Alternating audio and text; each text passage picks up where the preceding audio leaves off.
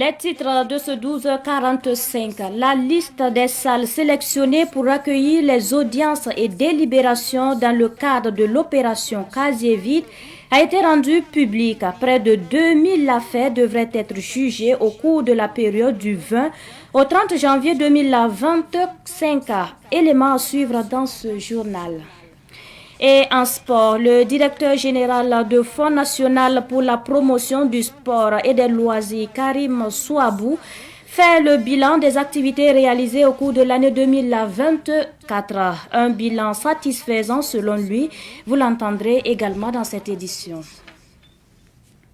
Ce sont les titres de ce journal. Mesdames et messieurs, bonjour et merci de nous rejoindre pour le point de l'actualité sur Savannah TV.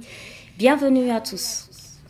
L'opération Casier vide débute le lundi prochain. Il va se dérouler sur plusieurs sites dont le tribunal de grande instance Ouaga 1, dans les arrondissements 2, 3, 4 et 5 de Ouagadougou et à l'ex-conseil économique et social. Le procureur du Faso, près le tribunal de grande instance Ouaga 1, Blaise Bazier, s'est confié à nos confrères du SIC. Des salles ont été mises à notre disposition. La mairie centrale, il y a une salle qui est là-bas. La mairie de Tampuy, c'est l'arrondissement 3. Il y a une salle qui a été retenue. La mairie de Nongromassoum, l'arrondissement 4, il y a une salle également. La mairie de l'arrondissement 5, il y a une salle également qui est du côté du CIAO. 3 salles au Conseil économique et social.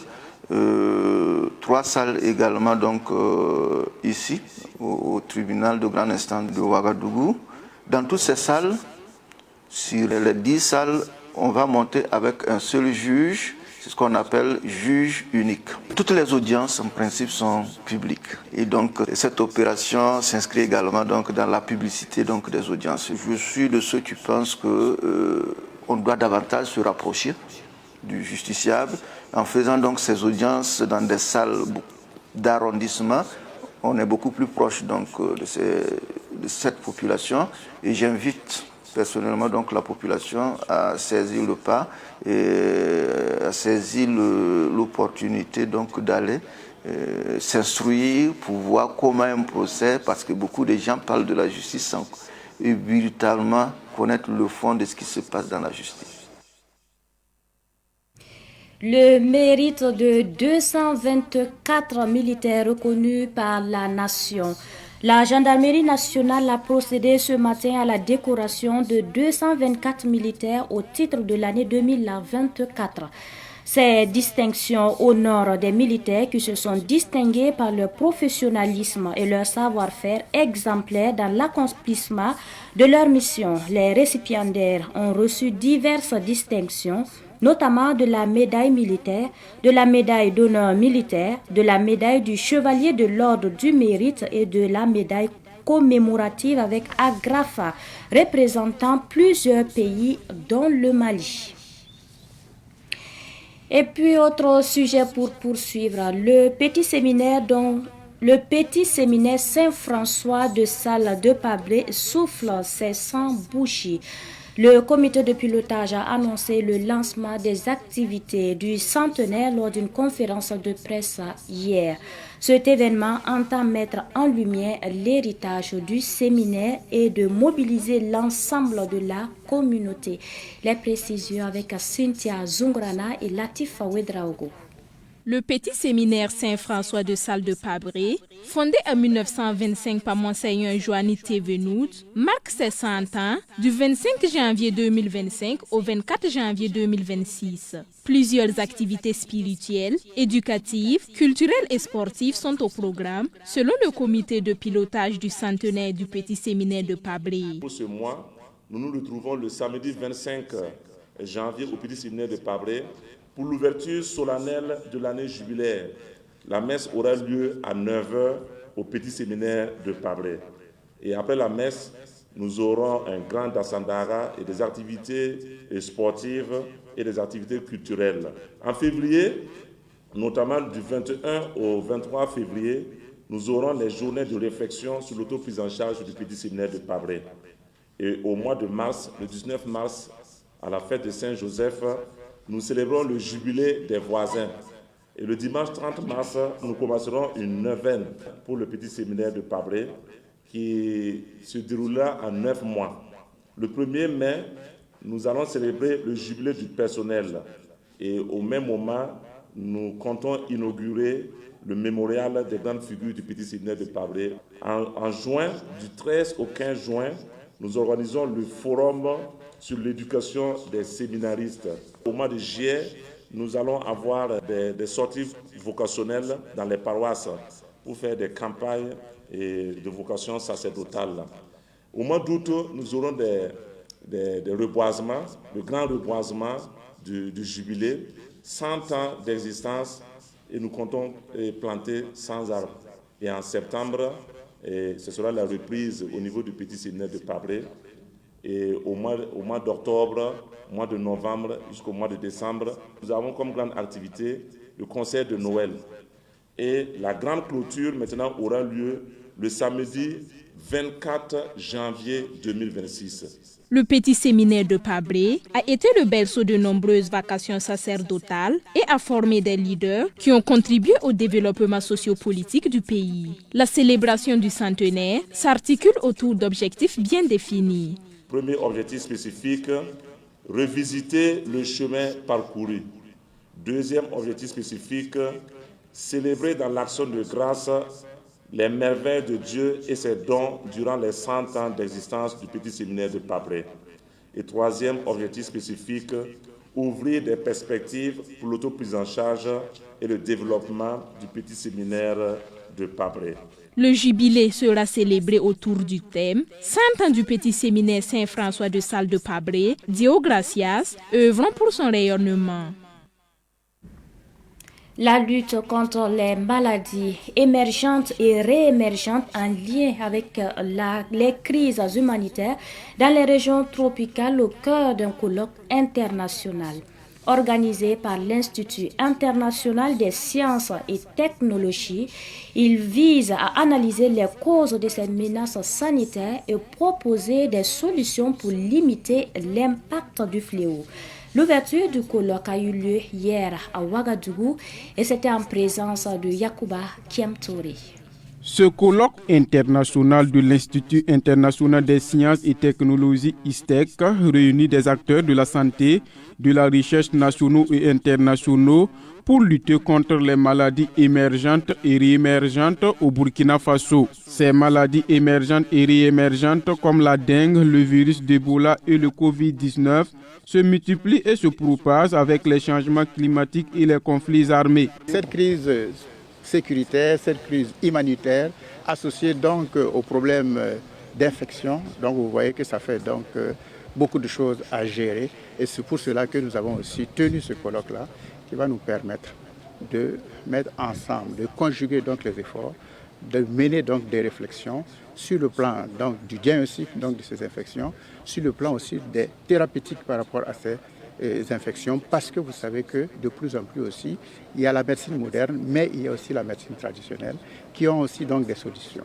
Donc je pense que c'est la conjugaison donc de ces efforts-là qui vont nous permettre, au sortir de ce colloque-là, de trouver donc des solutions appropriées pour lutter contre ces infections émergentes et réémergentes. Durant 2 jours, ces professionnels de la santé, de la recherche et de l'innovation échangent sur la riposte de ces maladies. Pour le représentant du ministre en charge de l'enseignement supérieur, de la recherche et de l'innovation, Dr Serge Diabouga, ce colloque va permettre de détecter et de gérer les maladies émergentes et réémergentes.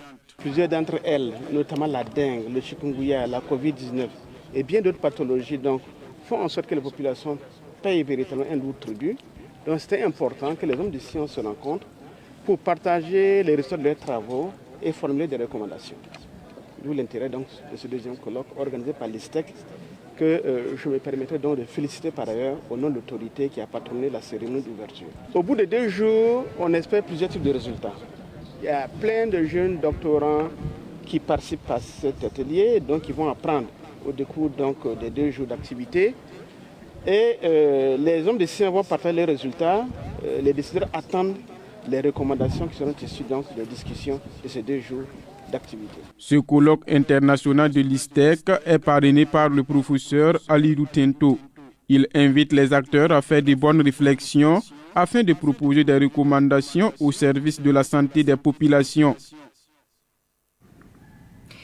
Par le passé, les artistes musiciens burkinabés n'étaient pas nombreux à pouvoir se vendre à l'étranger. Ils se posaient alors le double défi de la qualité et de la promotion de leur musique. Aujourd'hui, ils s'exportent plus et travaillent à surmonter les conséquences de l'insécurité au Burkina Faso.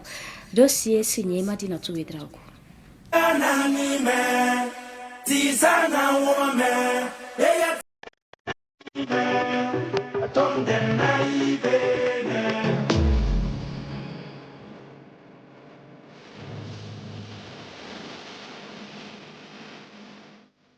De nombreux artistes burkinabés rencontrent des difficultés à exporter leur musique en raison d'un manque de soutien structuré, de la gestion complète des contrats et de la faible promotion de leur œuvre à l'étranger. Malgré tout, des artistes comme DJ Domi et Acha Tremblay, récemment en prestation en Côte d'Ivoire, se disent très sollicités par les promoteurs culturels, prouvant qu'il existe des opportunités. Du concert à l'international, c'est parce qu'on est sollicité aussi à l'international. On n'est pas juste limité au pays, on a des fans hors pays. Donc si ils nous appellent aussi, on a des fans aussi à l'extérieur des autres pays. Où on a toujours passé, on est bien reçu et c'est chic quoi. Pour Des Altino, cette dynamique n'est pas nouvelle. Malgré le ralentissement des activités économiques et culturelles, les artistes burkinabés bénéficient d'une visibilité croissante à l'international. Ça a commencé depuis longtemps, ce n'est pas de nos jours. Depuis belle lurette, avant nous, il y avait toujours des artistes qui partaient faire des concerts à l'extérieur. Et je pense que c'est vice-versa. Il y a des artistes à l'extérieur qui viennent au pays aussi pour faire des concerts. Et pour nous, la musique est universelle. Hein. Là où tu trouves qu'il y a des fans, soit on t'appelle, soit tu peux organiser. Tout qu'on fait, c'est aussi une façon aussi de promouvoir la culture du Burkina Faso. Donc c'est une façon de donner encore la promotion à notre culture, à notre musique. Donc au-delà de ce qu'on gagne, voilà, c'est aussi la promotion de la culture burkinabé. Le manager de DJ Domi et Acha Tremblay, le Zoulou et le Prince National explique que les cachets varient selon les contrats avec les promoteurs de spectacles à l'étranger. Chaque prestation étant soumise à des conditions spécifiques. Non, à l'international, ce n'est pas le même cachet. Vu qu'on va au-delà des frontières, il y a d'autres charges qui doivent être prises en compte. Donc, du coup, sur cette base uniquement, on peut déjà dire que ce n'est pas le même cachet. Les cachets, ça ne peut pas être les mêmes cachets. Vous savez, le temps évolue partout et les choses augmentent. Donc les cachets aussi ont un peu augmenté. Mais les cachets sont un peu personnels. Vous savez, ça veut dire que ça dépend de la valeur de l'artiste, ça dépend de ce que l'artiste donne. Voilà, parce que les artistes n'ont pas les mêmes cachets au fait. Voilà, donc c'est ce qu'on peut dire. Les collaborations à l'international avec les autres promoteurs culturels et artistes se passent généralement dans un cadre convivial. La collaboration avec les autres promoteurs, ça se passe bien. On essaie de s'entendre parce qu'on a un peu, je vais dire ça, comment nos exigences aussi pour pouvoir sortir du pays. On essaie de les soumettre et puis ensemble on essaie de discuter. On trouve un point d'entente et tout est régi par un contrat. Voilà, quand c'est respecté, il n'y a pas de problème. Bon, je pense que c'est comme deux artistes qui se croisent. Hein. Je peux confirmer avec Lady Ponce qui est venu faire une semaine ici pour le featuring. Également, Guinée Bassek que j'ai fait un featuring au Mali. Également en Côte d'Ivoire, je l'avais fait depuis l'État avec Serge Beno. King Mensa, je l'ai fait au Togo. Et ainsi de suite. Il y a d'autres artistes ivoiriens qu'on a concocté aussi autre chose, même si on n'a pas pu sortir d'abord. Donc c'est pour te dire que quand les artistes se croisent, il y a le respect. Pour Des Altino, il y a une faible promotion des artistes burkinabés sur leur propre territoire. Une situation qui pour lui est préoccupante et mérite davantage d'attention pour valoriser les talents locaux. Dans beaucoup de pays, la musique de leur pays sont plus avantagées. Les gens aiment vraiment leurs artistes et c'est ce qu'on souhaite aussi au Burkina. C'est vrai qu'il y a des gens qui nous aiment bien, on a beaucoup de fans. Mais il y a des petites choses qui restent toujours à régler au Burkina Faso parce que la valeur d'un artiste dépend aussi de son pays. Donc on ne peut pas dire que la promotion se fait de la même façon à l'extérieur parce qu'on n'est pas joué autant que les artistes de leur pays. Ça, c'est quand même difficile. Il y a d'autres pays même que tu peux faire toute la journée sans entendre de la musique.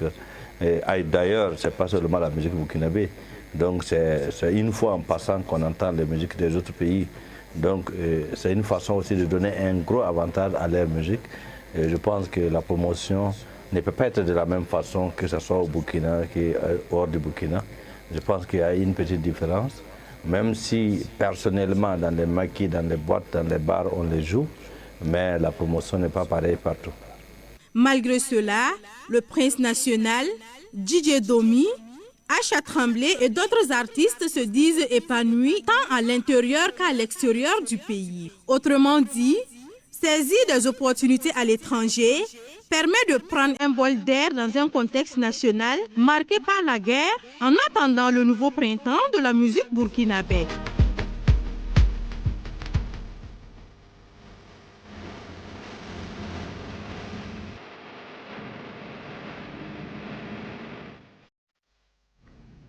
L'actualité sportive à présent.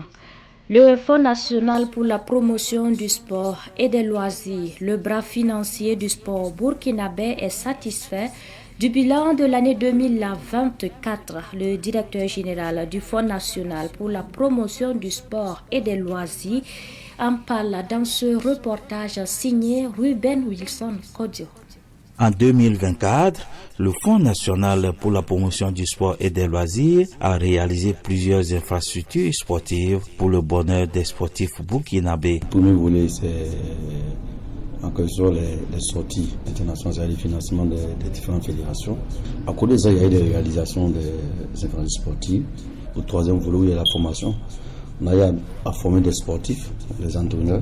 Après, nous avons aussi les financements des différentes activités pour les promoteurs privés et les associations sportives sur le plan national, ceux qui organisent souvent des maracanats, les compétitions dans les quartiers. Bon. Et quand on fait un bilan, c'est autour de 1500-2000 promoteurs privés qu'on a aussi subventionnés. Donc je pense que le bilan, en tout cas de nos côtés, le bilan est satisfaisant. Pour cette année 2025, le Fonds national pour la promotion du sport et des loisirs veut continuer sur ses acquis en donnant plus de moyens aux sportifs. 2025 d'abord, on continue toujours dans le premier volet en finançant les activités des fédérations. On n'a pas de palais de sport au population, on a une étude qui est là, mais bon, construire un palais de sport, le budget est énorme. On a pensé aussi avoir une salle au niveau national qui répond aux normes. À côté aussi, nous avons notre siège qui est en cours de construction et notre souhait c'est de peut-être effectuer les 60-70% cette année en mesure d'achever ça peut-être dans les années à venir. Et à l'électrification aussi des stades de rugby et le stade municipal.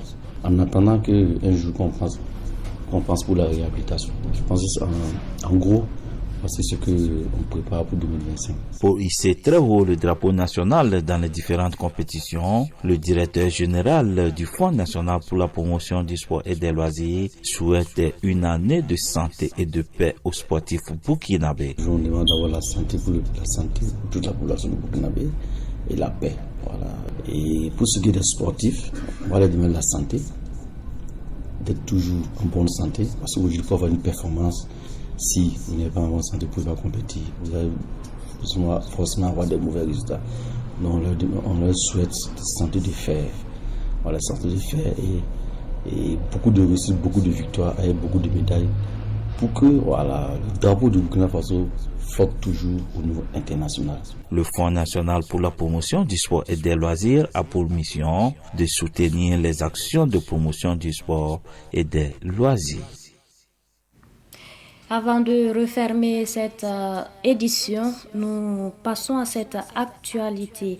La Ligue de football professionnel a annoncé la reprise de la phase retour du Faso Foot Ligue 1.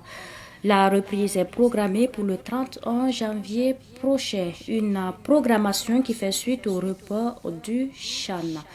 Fin de ce journal. Merci de votre fidélité. La suite du programme dans un instant.